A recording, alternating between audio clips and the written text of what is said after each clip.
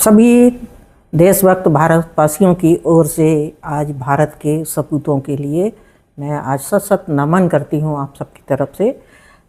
एक जाबाज की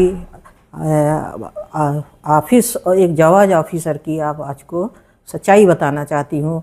एक शब्द आपने सुना होगा स्पाई, बहुत छोटा सा शब्द है, स्पाई होता है, लेकिन नाम जो इतना छोटा होता है काम उतने ही इनके विशाल होते हैं और इनकी पहचान भी अलग अलग तरीके से होती है, जो डिफरेंट नामों से, डिफरेंट शक्ल में, डिफरेंट धर्म, रिलीजन, कास्ट में ये जाने जाते हैं। तो ये स्पाई शब्द का एक मैंने आपको उसमें आप बात करते हैं। ऐसे एक बच्चा रहता है गंगानगर में, एक छोटा बच्चा होता है रविंद्र कौशिक नाम का, जो थोड़ा थोड़ा बड़ा होता है, अपने स्कूल में पढ़ता है, स्कूल में प्ले करता रहता है वहाँ से, और बड़ा होता है तो अपना रोजी रोटी के लिए भी घूमने लगता है। उसके फादर भी मिलिट्री में थे, तो वहाँ से देशभक्ति उसके खून में, रग रग में भरी हुई थी, और वो 1952 में हुआ था। और वो फिर क्या करता है कि एक प्ले में भाग लेता है, जो 62 में जो वार हुआ था चाइना से, उसमें ये रोल प्ले होता है कि बहुत सारे सैनिक हैं, एक इंडियन सैनिक को घेर लेते हैं और उसको पकड़ के और मारते हैं, और वो चीखता चिल्लाता है और वो आवाज़ देता रहता है, यहाँ वहाँ से बचाओ बचाओ करता है, और बिल्कुल इतना नेचुरल वो ने एक्टिंग किया था, तो सारे स्टेज वाले दंग रह जाते हैं उसकी देशभक्ति और प्ले को देख के। और इस प्ले को देखने के लिए रा ऑफिसर, रा मतलब होता है हमारी जो इंटेलिजेंस एजेंसी होती है, वो उसमें वो भी देखने के लिए गए हुए थे। और वो इस देशभक्ति और उसकी जो देख के इतने प्रभावित होते हैं, उनको लगता है कि जो दिल से जिसकी बात निकलती है वही आदमी इतना सशक्त रोल प्ले कर सकता है। फिर वो बाहर निकलते हैं तो पूछते हैं उससे, तुम कौन हो, कहाँ हो, पता लेते हैं, फिर आपस में जाके डिसाइड करते हैं अपने घर में जाके कि ये इससे संपर्क किया जाए। जब संपर्क करते हैं, उसके घर जाते हैं गंगानगर में, तो बात करते हैं, और क्या करते हो, क्यों तुम जॉब ढूंढ रहा हूँ, तो बोलते हैं आप आर्मी में जॉब करोगे, तो वो सहर्ष तैयार हो जाता है। इस तरह से वो एक ऑफिसर के उसमें भर्ती हो जाता है। तो कोई सवाल ही नहीं था उसमें कि उसमें कोई शक की बात थी।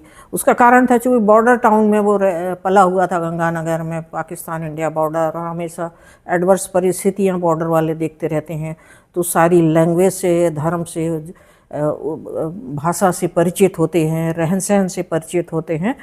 तो इस तरह से वो सब में एडजस्ट होने का पावर उसमें बहुत अच्छा था। और दूसरा, चूँकि एक आर्मी बैकग्राउंड से था और हमेशा बॉर्डर पे जो टेंस माहौल जो देखते आते हैं बच्चे, तो बड़े स्ट्रांग हेडेड हो जाते हैं ये, और उनकी जो दर्द की जो सहन शक्ति की जो क्षमता है वो भी हमारी अपेक्षा कभी ज़्यादा होती है। यही कारण है कि उन ऑफिसर्स ने उसमें एक देशभक्ति की भावना के साथ साथ ये शब्द देखा और उसको लाया। उसके बाद में आते हैं वो, तो उसको सब तहजीब सिखाते हैं, बोलना सिखाते हैं, और उसके भाषा सिखाते हैं, अलग अलग भाषाओं में बात करना, कैसे बैठना, कैसे रहना।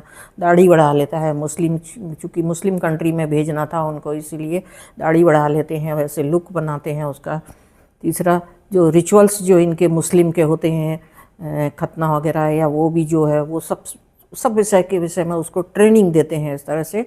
और साथ साथ आर्मी बैकग्राउंड की भी ट्रेनिंग उसको देते हैं, ताकि वो अपनी सुरक्षा कर सके और एक बचाव कर सके और आगे का एक्शन ले सके। इस तरह से वो रहता है। और वो जब तैयार हो जाता है वो, तो उसके बाद में वो रेगुलर ऑफिसर बन जाता है। फिर उसको दुबई भेजते हैं सबसे पहले, और भी छोटी छोटी कंट्री में इस तरह से स्पाई के काम के लिए भेजते हैं। तो उनको लगता है कि ये आदमी बहुत फिट है, और उसके बाद में वो उसको पाक में भेजते हैं। फिर पाक में जाता है, वहाँ पे जाकर रहता है, धीरे धीरे रहते रहते वहाँ पे, चूँकि अभ्यास तो हो गया था, उर्दू भाषा भी आती थी, पंजाबी और पाकिस्तान चूँकि इंडिया से ही निकला है तो काफ़ी कुछ कल्चर और खान पान सब एक ही है। धीरे धीरे उसको वहाँ पे एक मुस्लिम लड़की से भी, उनके एक ऑफिसर की लड़की से भी प्यार हो जाता है।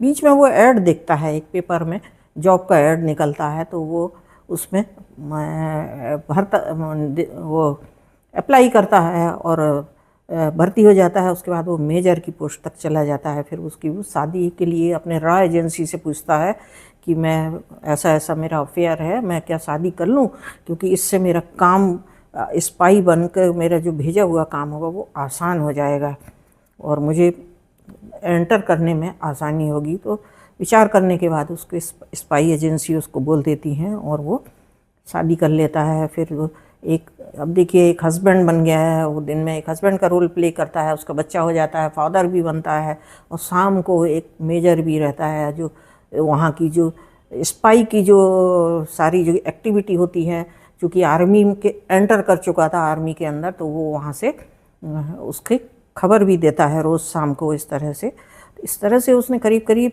30,000 लोगों की जान बचाई उसने इतने लंबे समय तक वहाँ पे रहने के कारण। और उसने परमाणु के विषय में भी जो वहाँ की जो खबर देना था वो भी दिए हैं। हमारे जो अजीत डोभाल भी उसको काफ़ी अच्छे से जानते थे उस समय, क्योंकि वो भी इसी फील्ड में थे तो उसको जानते हैं।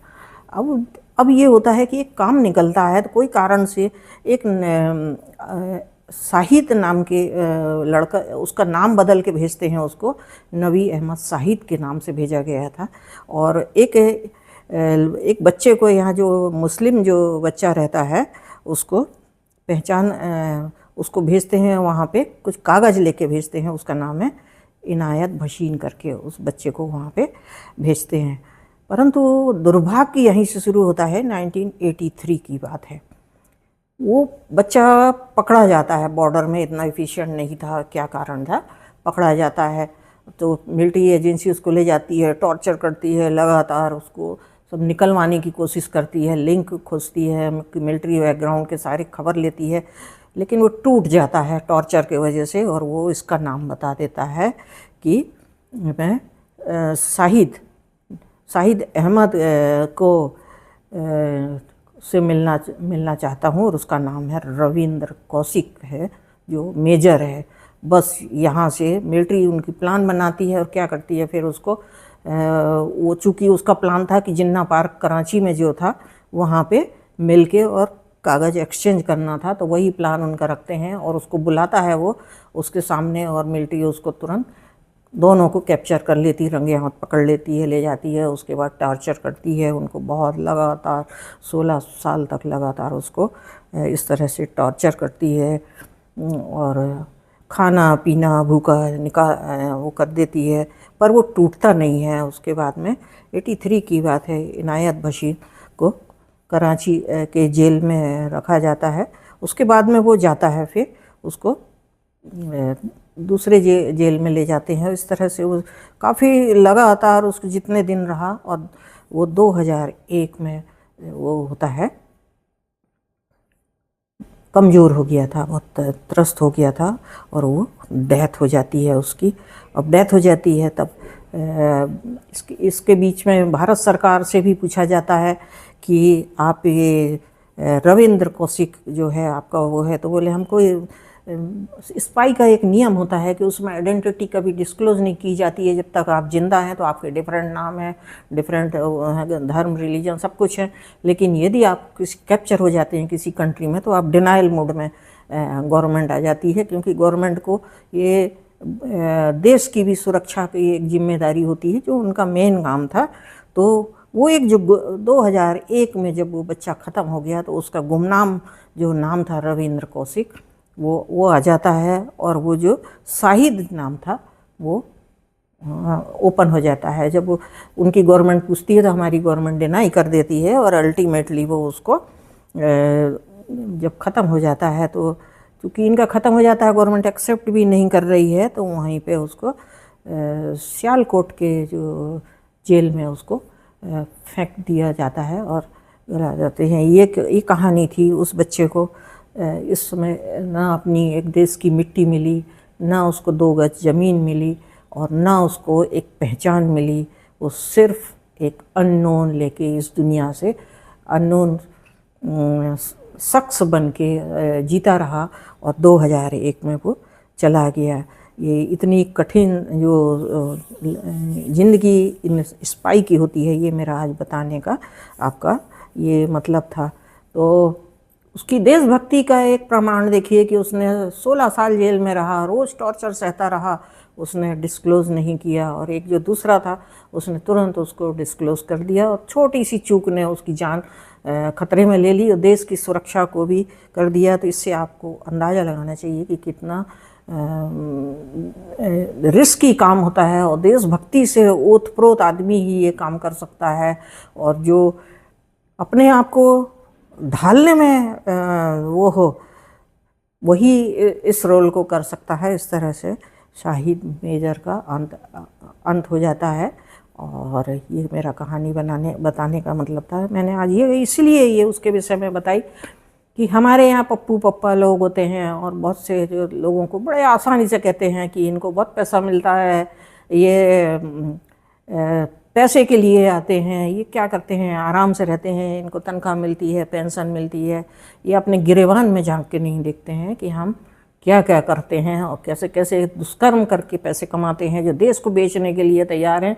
आज आप रोज़ खोजिए, एक देशद्रोही की रोज़ एक कहानी मिल जाएगी आपको, नई हर कोने में उगती हुई दिख जाएगी आपको। उसमें इनको दुख नहीं होता है।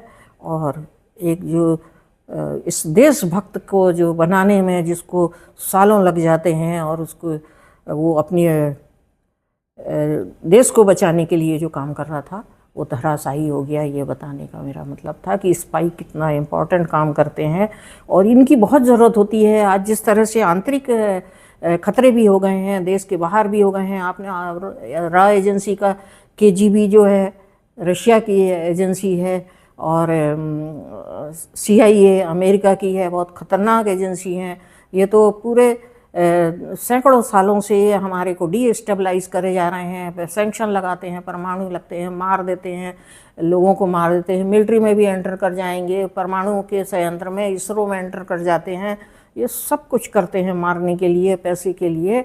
और स्पाई का एक इतना बड़ा रोल हो गया है। मोसाद का भी देखा होगा, मोसाद अपनी छोटा सा इजराइल है, अपनी कंट्री को बचाने के लिए स्पाई एजेंसी बड़ी स्ट्रॉन्ग बना के रखती है। यदि ये नहीं रखेंगे तो वो जिंदा ही नहीं रह पाएंगे। ये मेरा आज का आपको बताने का, तो इसको अंडरमाइन नहीं करना चाहिए। तो भारत माता की जय। इन सपूतों के लिए आप ज़रूर बोलें और थोड़ी सी सिंपैथी यदि आपके दिल में कहीं हो तो ज़रूर रखें। अपने बच्चों को अच्छी बात बताएं, सिखाएं, शायद कुछ बदलाव लाया जा सकता है। इसके हकदार आप होंगे।